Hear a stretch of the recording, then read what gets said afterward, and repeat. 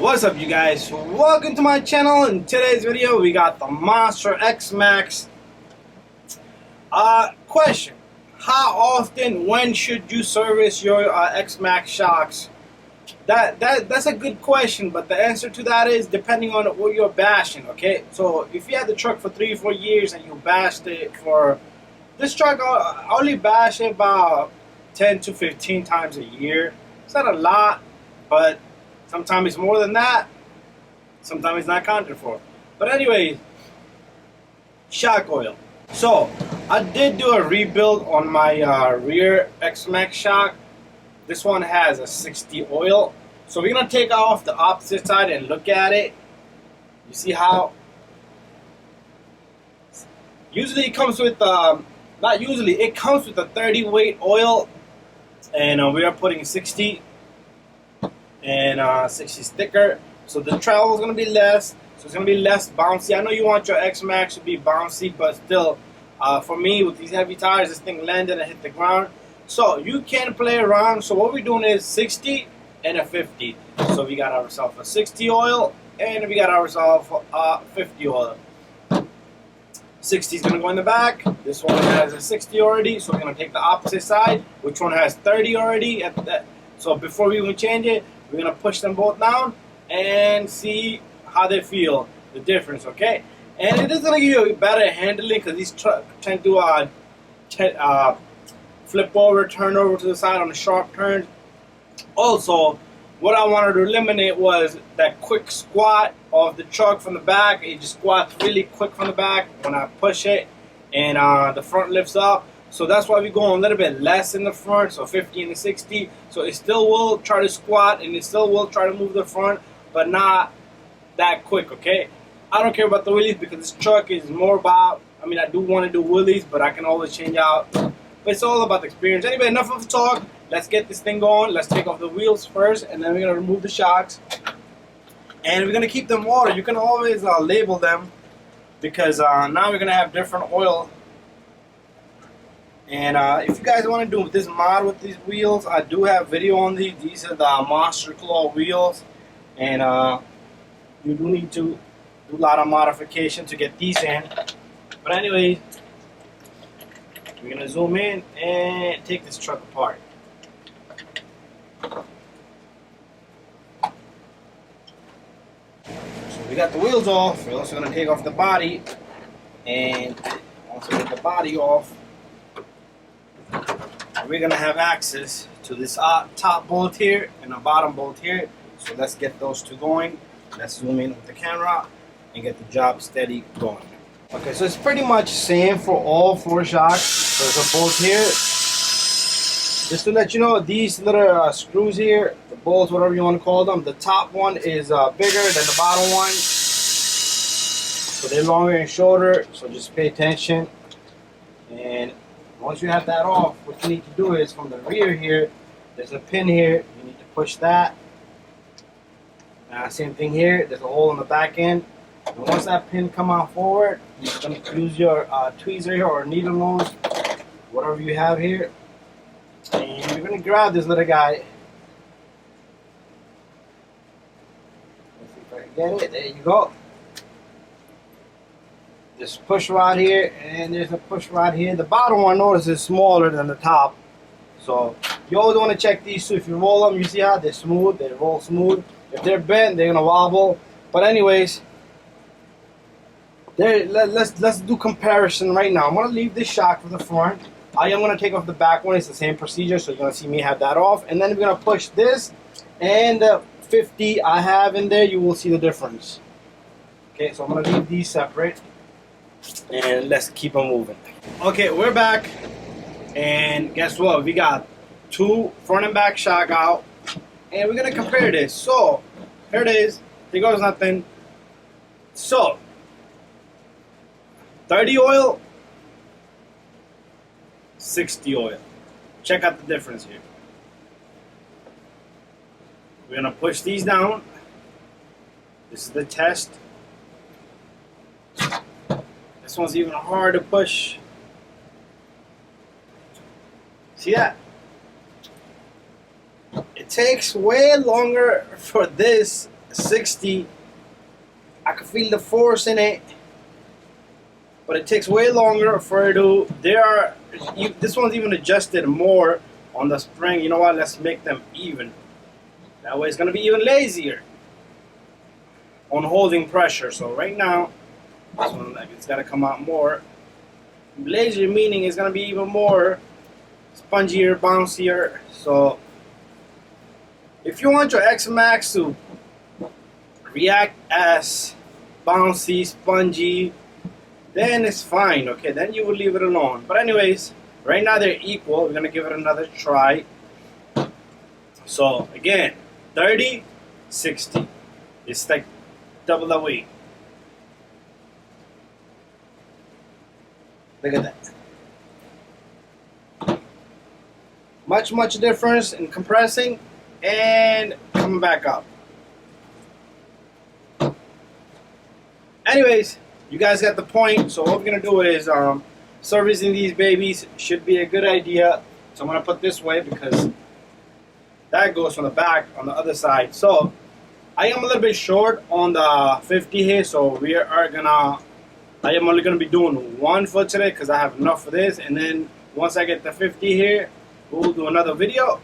But anyway, this job is so simple. Get yourself a cup, and this will be a good time to see how dirty your oil is on this little guy. So let's see if we can pop this open, and if I can, I might have to hold it with something. Sometimes you can't just simply, it won't just come loose. So I might have to hold it with something. So what I'll use is there's nothing I can use here. So I'm probably gonna have to go to the bench. Let's push this spring down a bit. So I do got a bent pin here, like I was telling you guys. But you can always bang these and straighten them out. It's all up to you. But let's see how far this goes. Okay, this is gonna hold it for me there. And there you go. That's how simple it is to open this guy. And once you open this, this is a good time to even notice how dirty is your oil. And I had this truck about 4 years already, 3 to 4 years since 2017, and it's a long time. So we're gonna get ourselves a little rag here. I just want to clean a little bit of our dust off here. There is a seal here, okay, and it works like a spring cushion. And usually you want to inspect this. I do have a video on repairing the whole shock. You could this is the kit right here. There's a part number over here, 7762.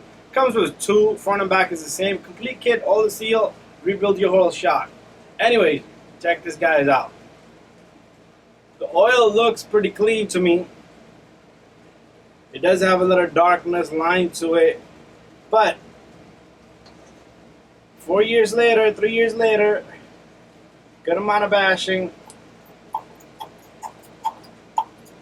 Okay, I have no leak on this little guy, so give it a while so it can drain out completely. Even mixing your oil a little bit should not harm anything, but you do want to keep the oil to be equal. So front, make sure it's the same, back is the same, so don't go 30 in the back and 60 in the back, or don't go like a foot. Don't go, I'm sorry, what I said I'll take back. Don't go 50 on one side, 60 on the opposite side, so make sure you keep it equal, okay? So we're gonna give it a moment. So after a while, so if you look at the oil, it is pretty dirty. Can't say it's not dirty. I told you there's a small streak of a line that was pretty dirty. So 4 years, that's what we got in that baby. We are gonna simply, this is how simple it is. If you want to take off the spring, it's up to you, but you can push this up and down to see if there's any bends on your rod, if there's any leaks, you want to repair it. But anyways, to fill this up, it's very simple. You just take your shock oil, you just fill it up to the top.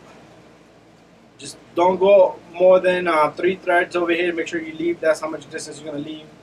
Make sure 3 threads are still left behind. And just taking a lot of oil.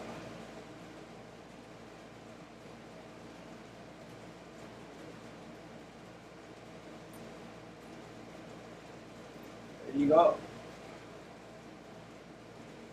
So I'm gonna have just enough. I'm gonna leave this upside down. But what you want to do here is you want to push this baby up and down slowly. There's gonna be a lot of bubbles. You're gonna hear a little squirting sound. So if you see a lot of bubbles, tiny bubbles, then you want to give it a good 20-30 minutes and let it just drain itself out.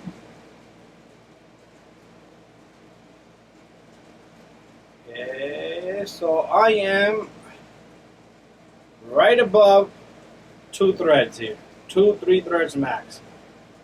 Okay, again, make sure you inspect your seal here, okay? So let's push this guy out of the way. So this boot goes right on. You're gonna see some fluid just come out. That's okay, that's fine. You want that. And once you see some fluid come out, I just want to see some fluid come out so this boot can sit. So you see, there's a whole bunch of dripped out from this side. It's fine. It's okay. Having this thing dirty.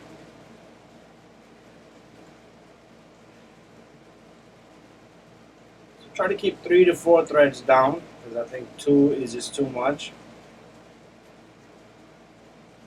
And there it goes. The seal just doesn't want to sit flush, so I am going to just try to take out a drop or so. I just want the seal to just sit there without any feel of a fluid. Okay, there you go. That's more better. More like it.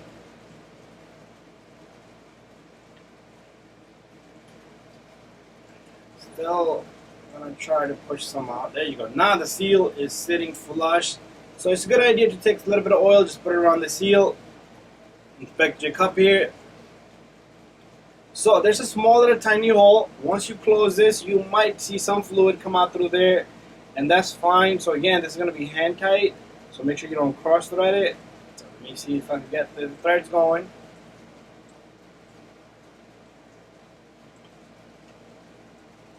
There you go.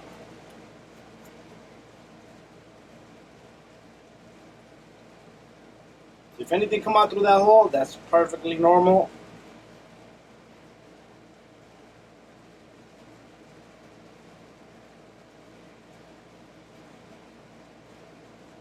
Since I had let it out, that's fine for me. And this is just a hand tight. Don't go crazy, just hand tight. When it stops, just give it 1/16 of a more squeeze and that's it.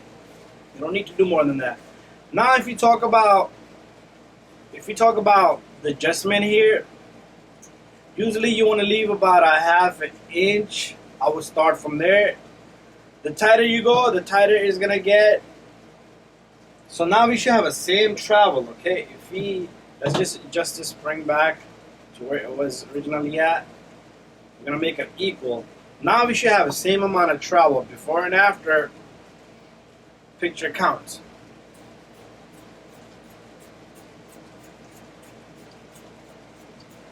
Okay, we're gonna just make sure this is the same height. The adjustment of the spring. There you go. So now this is the one we had before, so we're gonna keep it to the same side. This had 60 prior to having this 30 originally when we tested it. Now check this out. So let's take a look at this now, and this baby should be stiff, equal. Yeah, I can feel it, and they come down slow equally. There you go, perfect. Okay, let's give it a third try. 3 attempts here. I'm not holding the spring or anything. I'm just both rough to push down on, and I'm gonna let it go. There you go. Equal travel. Thank you for watching my video, guys. Putting this back together, you just put the small rod in the bottom, long rod on the top, the bigger screw in the top, little screw in the bottom. In the back, the top shaft come out this way, the bottom goes that way. Anyways, guys, reverse procedure, and it's the same procedure for all 4 shocks, but like I said, make sure you put equal amount of oil. Make sure that the length is height is equal. So on the field when you're driving this truck, make sure you feel it. You can adjust to it.